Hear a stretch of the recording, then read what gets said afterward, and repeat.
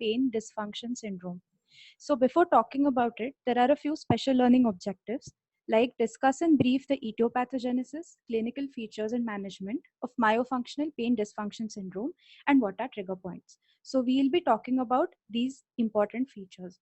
So, coming to the definition of MPDS, according to Schwartz, MPDS is defined as an acute to chronic condition that includes the presence of a regional pain associated with tender areas called trigger points, which are expressed in taut bands of skeletal muscle, tendons, or ligaments.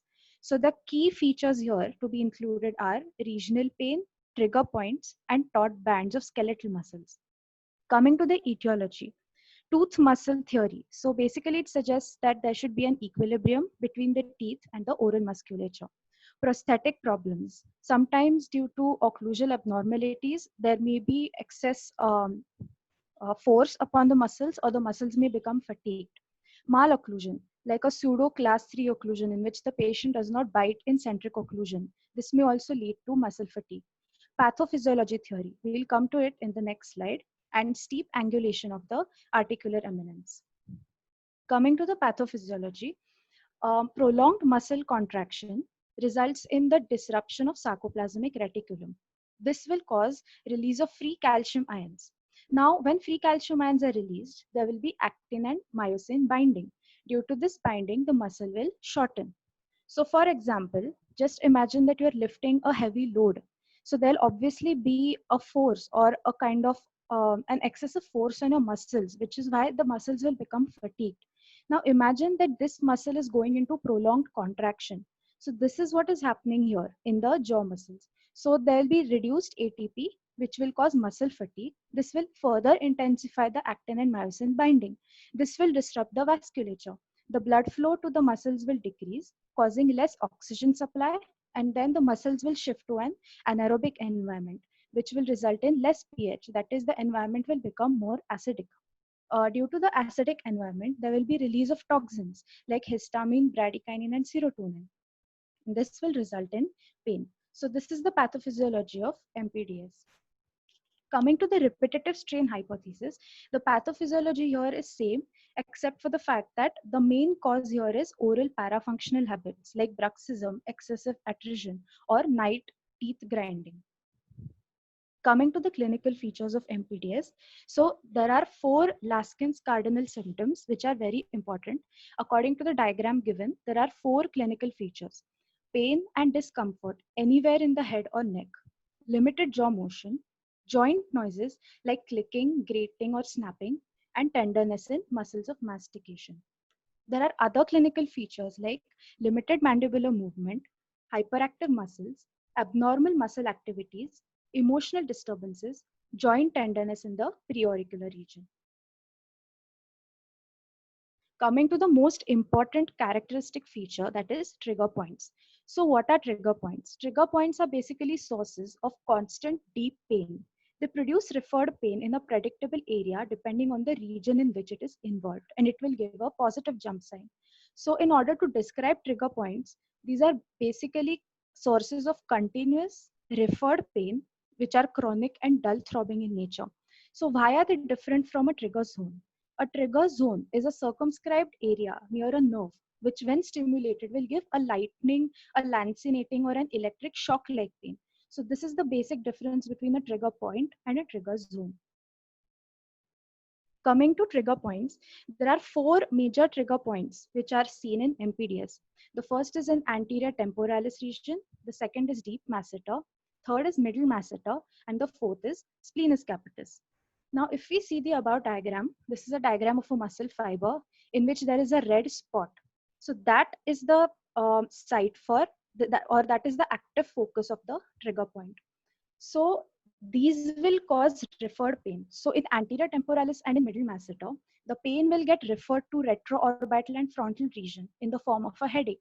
There will also be pain in the maxillary anterior teeth.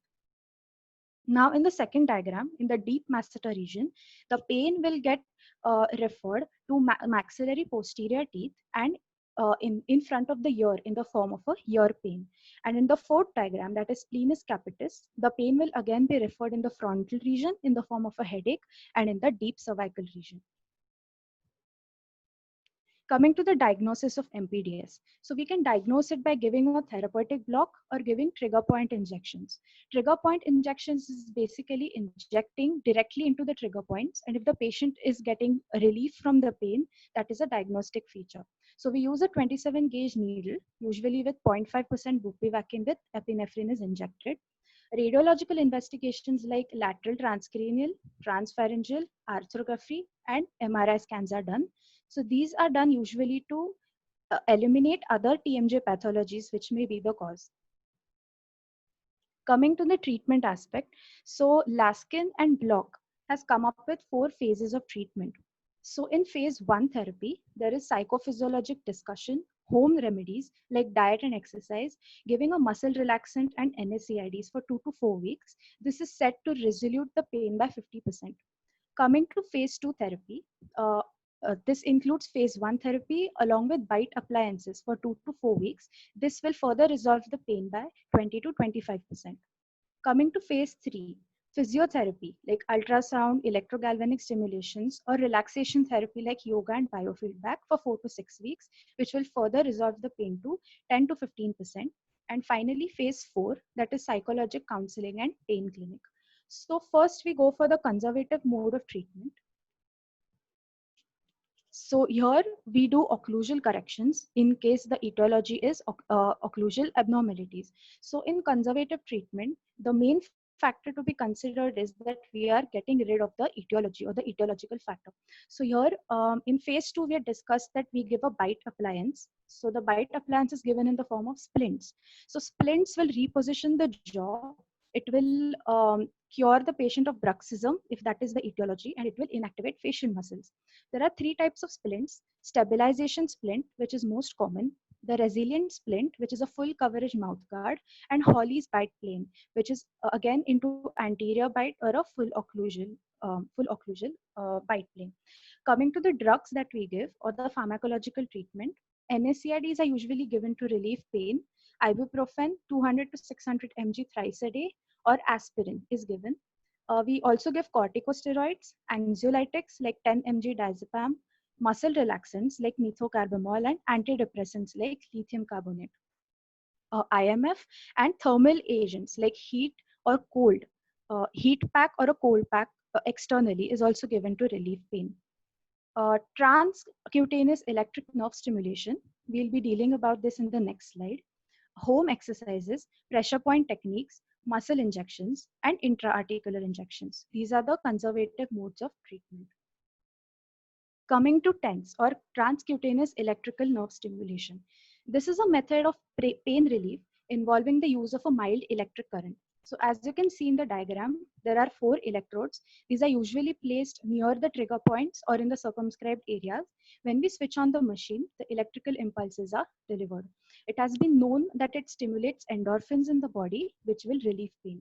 So these are indicated in arthritis, jaw pain, neck pain, and various sports injuries. It doesn't have any major side effects, but it is contraindicated in patients with a known history of epilepsies. Coming to muscle exercises pertaining to MPDS, the patient is encouraged to do active jaw movements and stretching, acupuncture, psychotherapy, yoga, meditation, and massaging with counter irritants and vibrators. Coming to the surgical mode of treatment, there are 5 surgical ways in which we can cure MPDS. So they are arthrocentesis and lavage, arthroscopy, disc repositioning or removal, condylotomy, and condylectomy. Coming to arthrocentesis and lavage. So this is a least invasive procedure which has been introduced by NITSAN. The indications are that limited opening due to anteriorly displaced disc, degenerative osteoarthritis, sources of pain that includes impingement and inflammatory reactions in the retrodiscal tissues, chronic joint pain and capability. So these are the indications of where we do arthrocentesis. The contraindications are in patients who have not undergone appropriate conservative treatment. So if a patient has been diagnosed that this patient has MPDS, we cannot directly jump onto arthrocentesis and lavage because here conservative treatment is very, very important. So in patients who have not undergone appropriate conservative treatment, we do not undergo arthrocentesis first. Bony or fibrous ankylosis, extracapsular pain, bony degeneration, spicules, or disc perforation. So arthrocentesis works on the basic mechanism that simple lysis and lavage will remove all the inflammatory mediators, and it will alter the intra-articular pressure through addition of more fluid. So the technique. So if you look at the diagram, there is a line that has been drawn, the canthotragal line from the outer canthus of the eye to the tragus in front of the ear. So this is the guideline for the incisions. So first, the patient is taken under IV conscious sedation or LA. We insert two 18 gauge needles in the superior joint of the TMJ. The patient position is, the patient is kept in a 45 degrees with the head turned to the opposite side to provide an easy approach. We block the external auditory meatus with cotton and infiltrate LA. Now we draw the canthotragal line, also known as the Holmund-Helsing line. Now 10 millimeters anterior and 2 millimeters inferior to this line, we insert the needle at 45 degrees angle. We distend the upper joint space with 2 ml of Ringer solution. The second point is 20 millimeters anterior and 10 millimeters below the canthotragal line for the outflow of the irrigant. Now the upper joint space is irrigated with 300 ml of Ringer solution. After this procedure, we tell the patient to move the mandible in protrusive, lateral, and excursive movements. And we prescribe analgesics to the patient for 1 week, and we perform these range of motion exercises for 1 week. Now, the complications of this procedure are that it may cause temporary facial nerve paralysis, preauricular swelling from extravasation of the fluid, hematoma, or occlusal changes.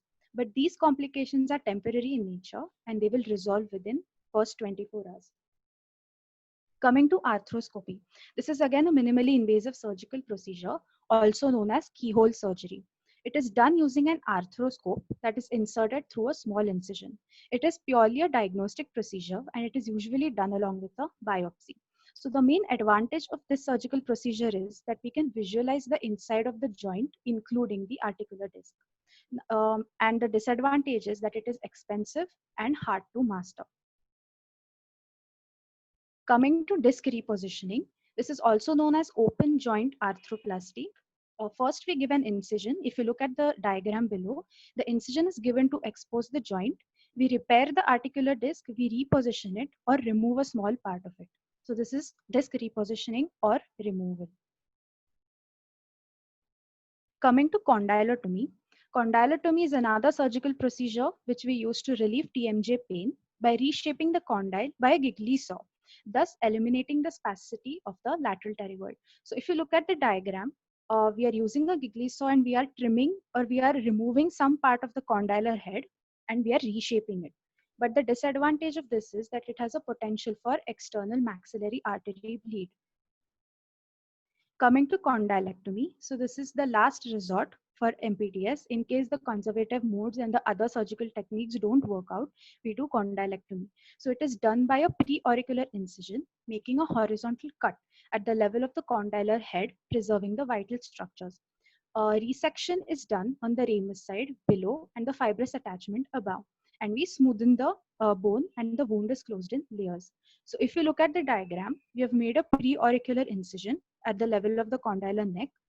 We are resecting the mandible while preserving the vital structures, and we smoothen it because we do not want any sharp points, and we close the wound in layers. Now the indications of this is in severe arthritis, condylar fractures with pain during mastication, fibrous ankylosis. And the main disadvantage is that there is loss of vertical height of ramus. So obviously, since we are cutting the neck of the condylar head, the height of the ramus has been decreased. So this will lose the vertical height of the ramus. And there will be anterior open bite in case of bilateral condylectomies and deviation of jaw opening. So with this, we come to an end with MPDS. Thank you and have a good day.